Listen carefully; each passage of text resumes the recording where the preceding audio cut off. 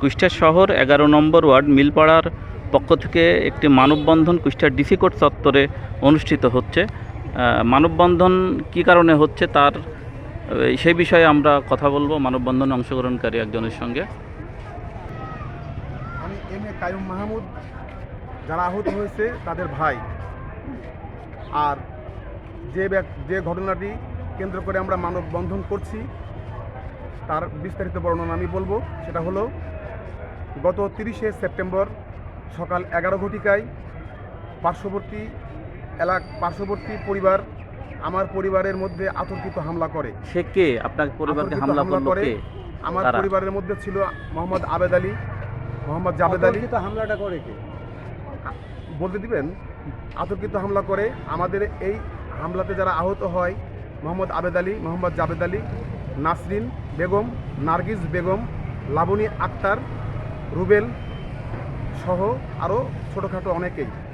আর আতঙ্কিত হামলা করে পার্শ্ববর্তী পরিবারের মোহাম্মদ গফুর শেখ, সবুর, তারপরে মোহাম্মদ জহির, তারপরে মোহাম্মদ আবির, এরা 4 জন। আর ওই পরিবারের মধ্যে যারা মহিলা ছিল তারা বিভিন্ন দেশীয় অস্ত্র নিয়ে, বিভিন্ন কাঁচি, দা, কুড়াল নিয়ে তাদের আতঙ্কিত হামলা করে তাদেরকে আহত করে, মাথার উপরে কোপ মারে এবং মাথার যে খুলি আছে সে খুলিটা 4টা খণ্ডে বিভক্ত হয়ে যায়। এই হামলাটা করার উদ্দেশ্য সেটা হলো যে আজ থেকে 10 বছর আগে আমাদের পার্শ্ববর্তী একটা জমি আছে, এই জমি সম্পর্কিত বিষয়ে এই জমি তারা অবৈধভাবে দখল করে। দলিল আমার, খতিয়ান আমার, সমস্ত দাগ পর্চা যা কিছু আছে সরকারিভাবে সমস্ত কিছু আমার, কিন্তু তারা আতর্কিতভাবে সবাইকে সঙ্গে নিয়ে টাকা পয়সা দিয়ে তারা এই জমিটা দখল করে এবং প্রাচীরও দেয়। এই জন্য আমরা কোর্টের বরাবর আমরা কেস করার পরে আমরা 2টো ডিগ্রি অর্জন করি। যখন 2টো ডিগ্রি অর্জন করি এর প্রতিফল হিসাবে তারা কি করে, আমাদের আতর্কিত হামলা করে। এই হামলাতে যারা আহত হয় সেই আহত হওয়ার পরে আমাদের কুষ্টিয়া সদর হাসপাতালে ভর্তি করায় দেয়। কুষ্টিয়া সদর হাসপাতাল থেকে 2 জন মারাত্মকভাবে আহত হয়। এনাদেরকে রাজশাহী মেডিকেল কলেজ হাসপাতালে ভর্তি করানো হয়। রাজশাহী মেডিকেল কলেজ হাসপাতালে তারা মৃত্যুর সঙ্গে পাঞ্জা লড়ছে। আমাদের এই মানববন্ধনের এইটাই কারণ, আমরা সুবিচার চাই। এই হামলার যারা করেছে এদের বাসা আপনাদের বাসার পাশে? আমাদের বাসার পাশে, জি। আচ্ছা, উনি কি করেন যিনি হামলা করেছেন? যিনি মেরেছেন সে হচ্ছে কালেক্টর স্কুলের সহকারী শিক্ষক। তার নামটা কি? তার নাম হচ্ছে মোহাম্মদ জহিরুল ইসলাম।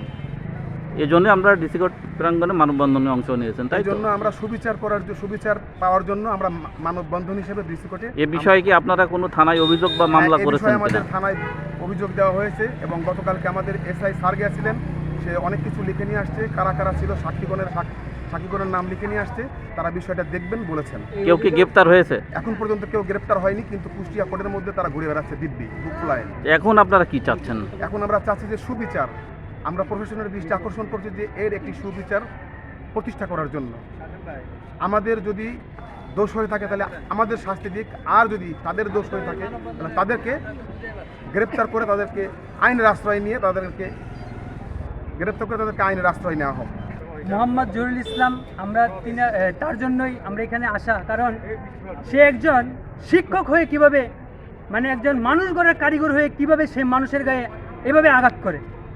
একজন মানুষ গড়ের কারিগর যদি এভাবে আঘাত করে, আজকে তারা তাহলে কী শিক্ষা দিচ্ছে মানুষকে? আমরা চাচ্ছি যে এই কালেক্টর স্কুলে সে যে মানুষকে শিক্ষা দিচ্ছে ভালো, তার ছাত্রের হাতে বই তুলে দিচ্ছে, কিন্তু তার হাতে অস্ত্র কেন? আজকে তার জন্য আমার বড় আব্বা তার মৃত্যু সজ্জায়, এবং আমার মা তিনি হচ্ছে পাওভাঙ্গা, এবং আমার বড় মা তিনারা হচ্ছে কপালে খুব অনেক বড় আঘাত।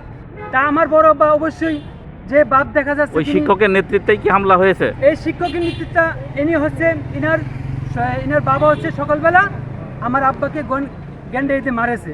মারার পরে বাসায় এসে আমার বাবা অনেক কথা হওয়ার পরেও উনি বলেন না কাউকে। উনি বড় ভাই একজন এসে বলল যে তোমার বাইকে